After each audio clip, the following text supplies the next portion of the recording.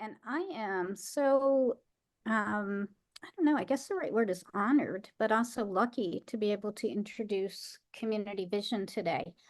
When I started Neighbors in 1995, one of my biggest inspirations was Community Vision, which had started a few years earlier. And that organization showed me what was possible and made me or inspired me to want to do something similar. So I have been a fan, but not just a fan for, gosh, 30-ish years now. Um, the other thing about Community Vision is one of the reasons I find the Outfitter Studio so important for folks and neighbors is that it gives them a chance to meet and connect with other people around the country who are doing similar work and share similar values. And Community Vision has been one of the only one or two organizations that I have stayed connected with over the past 30 years on a regular basis. And having those people that you're connected with, those colleagues that you can talk to and get advice from, and even people who just understand what you're going through at any given moment has just meant the world to me. And Community Vision has been that organization for me. And finally, there could be a whole lot more that I would say, but I want to give you all a chance to hear them. But one additional thing is, as always, I'm following Community Vision in where they're at and what they've explored and what they've discovered. And they did one of what I believe is the most seamless transitions of founders into new leadership when the founder left. And the leadership at Community Vision is awesome. And we are kind of moving towards that in our organization. And once again, I am learning from them and inspired from what they have done. And if our transition is successful, a large part of it is going to be because of Community Vision. So I think Community Vision is an awesome organization. I will be able to spend time with them in person next month, and I'm super excited about that. And I'm even more excited that they're going to be able to chat with us all today about citizenship. So joining me up here in 1 second, and then I'm going to get out of the way, will be Kim Elliott, Christy Oliver, Jacob Jukes, Rachel Whitbeck, and you'll get to hear from an organization that has been really assuring citizenship for people for, gosh, it's got to be 35, 37 years now. And you'll get to hear from them about some of what that has meant for them. So with that, I'm going to stop introducing. Okay, well, I could start if we're ready. Yep, you go for it, and I'll get the rest of your team up there for you in just a second. All right. Well, thank you, Patty. Patty gave our names, but I'll tell you again, my name's Christy. I'm the director of the supported living program here at Community Vision. And there is Jacob Jukes, who's one of our supported living coordinators. Kim Elliott is our director of programs and services. And then Rachel Whitbeck is our program quality manager, and she manages the community living program as well. So in thinking about citizenship this week, we wanted to talk about finding a place to call home as a foundation for being a contributing citizen. And we have 4 programs here at Community Vision to support folks in a variety of ways: supported and community living, employment supports. We have an assistive technology program and a housing access program. And today we're going to focus on our housing program. There are many people with disabilities who are happy to live at home or in a group home, but we've met so many folks who say that all they want is a place of their own. So we started a program that specifically works with folks to match them with affordable and, if needed, accessible homes. For a little background, our founder is Joe Wykowski. He started Community Vision in 1989 to move folks out of our state institution and into their own homes in the communities of their choosing. So we want to start off with a video that talks about Steve's story.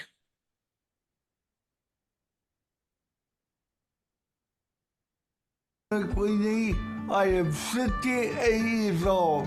I live right here in my own home.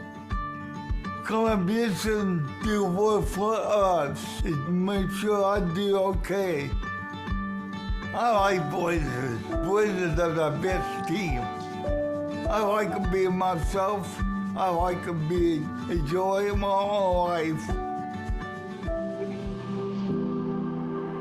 I've been 31 years in teaching 30 was not very nice.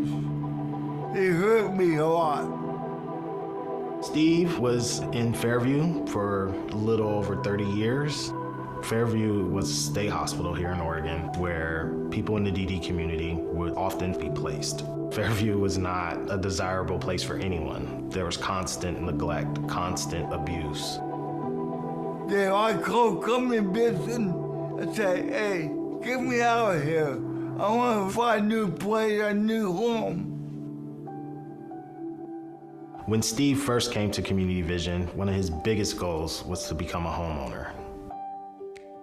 Come visit and help me find a house and get started. I got to build my house real nice. I do like it. I want to take care of it.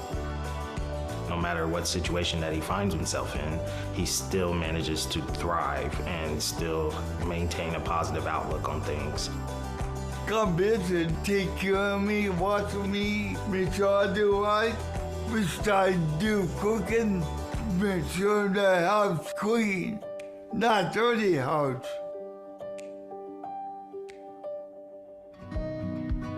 Come visit, give me a movie for my birthday. I'll make sure I take care of my own puppy. Ruby's a good girl. She get a little bit shy, just like I was. I want Ruby. I care about people. The point for me, I want to be a good neighbor. My favorite thing is his honesty. He's a ball of energy. He walks in the room and he lights the place up. He puts smiles on people's faces.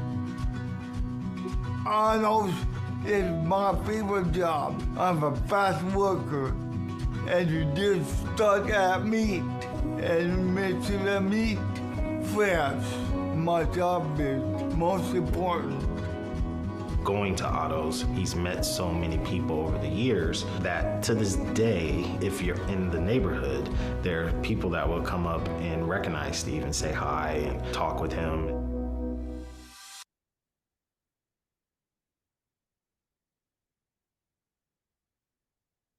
That's Steve. He's truly an amazing people person. We stopped it there. I think the rest is just a plug for donations. So we also wanted to introduce you to Jean.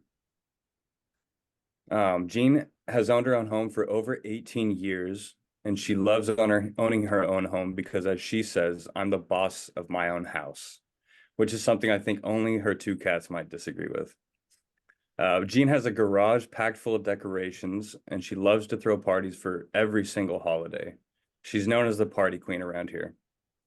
She lives close to the park and loves to go there to meet people, dogs, and especially kids because Jean loves kids.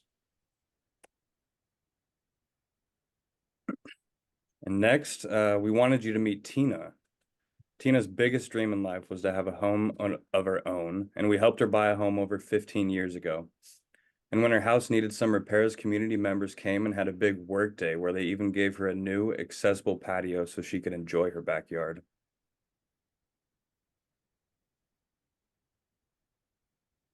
We've helped over 10 people we work for realize a dream that never seemed possible for people with developmental disabilities. Not only could they live on their own, they could become homeowners. However, as many of you know, the cost of housing has skyrocketed, and we feel that acutely in Portland. But homeownership is not the only way to call a place home. And that's why we started our housing access program. We help folks determine where they want to live, what kind of space they need, and what they want in a community. Our housing access team helps people get on wait lists, complete those fun applications, pay application fees, find community resources, including furniture and household supplies, and ultimately help them move into their new homes. Altogether, we've helped more than 85 people find and move into their new homes. in the last 2.5 years, which is very, very exciting. However, as we know, there is such a need for affordable housing, and waitlists can be years long. So we have started getting a little creative and experimenting with some different solutions like accessory dwelling units, or ADUs, and tiny homes. We also are educating architects and builders about how to build truly accessible units. We want to ensure that people with disabilities are asked to the table when we're discussing the housing crisis and solutions. Next up, this is Miss Amy's new ADU. It was converted from a garage, and she was so thrilled the day she got her keys. She's really made it a beautiful home for herself, decked out with lots of mid-century modern furniture and lots of tchotchkes. And this here is Jenny on the right. She just moved into her own apartment this past year. She really loves her new space, and the building itself is fabulous. They host lots of community events, and she's really become an enthusiastic participant in her community. So we strongly believe that all people should have the right to have a safe place to call home. It's where we begin to build our communities and have the opportunity to be contributing citizens.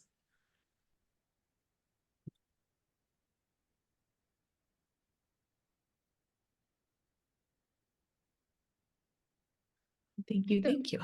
Yeah, That it? Are you guys done? we are. We tried to keep it in our 10 minutes. Well, you did very well. Thank you. And thank you for sharing all those stories. It was wonderful to hear about all the different people and what's going on. And please notice to answer some of the questions in the chat that people are asking for a link to the video and a contact person, talk about the ADUs. And it looks like what you shared was really well received. And certainly a big piece of citizenship is actually being a citizen in a community, is having a home, being a taxpayer and being grounded in that neighborhood. So thank you guys for sharing that. Absolutely. And I just so I'll put a couple of links to where the stories are. There's so many amazing stories through the housing program with those 85 folks who found apartments. They're not all up, but our housing team is happy to chat with any people if your wheels are turning on just sort of like how any of this could potentially happen in your communities. That's great. I bet you'll be hearing from a lot of people who will be interested. So thank you. Okay.